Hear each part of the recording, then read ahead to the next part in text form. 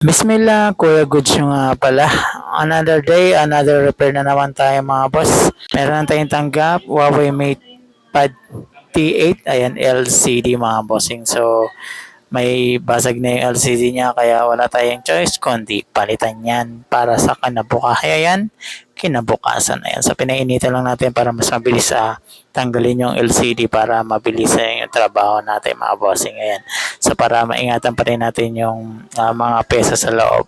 Kasi merong iba na gusto nilang kunin pa rin yung LCD kaya iniingatan natin mas mabasag na. Ayan, para safe pa rin kung maibalik man natin yung LCD ni ma'am. Goods na goods pa rin. Ayan, so hindi pa rin natin dinamage yung LCD niya kasi basag lang siya, natatouch din. Ayan, so para kung sakaling magkaroon ng hindi magandang pangyayari, ayan, pwede natin maibalik yung dati niyang LCD. So ingatan pa rin natin kahit basag na yung LCD ni ma'am. Ayan, so sa mga gusto magpagawa nga po pala, dito kami sa SM Bacoor, 4 Floor Cyberzone Mobile World Store. Ayan, so tinesting ko muna bago ang lahat-lahat. Ayan. So bago ko kasi magkabit ng bagong LCD, tinetesting ko muna yung luma at yung bago. Ayan, so sa mga gustong bumili nito mga boss, at kung malayo sa amin shop, pwede kayo mag-check out. Lalagay ko na dyan sa Yellow Basket or dyan sa comment section yung link.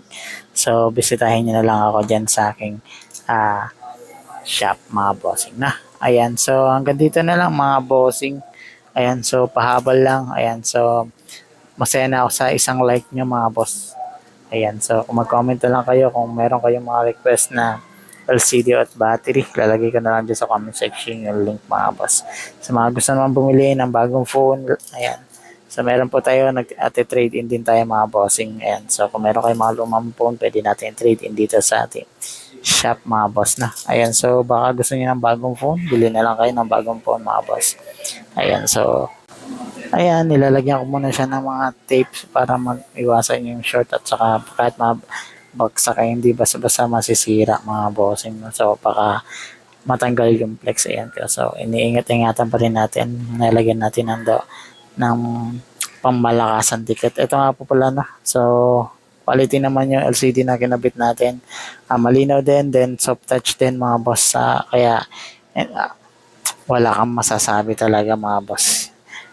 Good sa good yung LCD na ikinabit natin. Tuwan-tuwa na yung ating customer dahil malalaro na naman ng kanilang Junakis. Ayan. So sa mga gusto na ito mga boss, nandiyan lang sa Yellow Basket. Check out nyo na lang pag nagustuhan nyo. Mga boss, ako nga pa lang yung Kuya Goods. Hanggang dito na lang. Maraming salamat po sa inyo.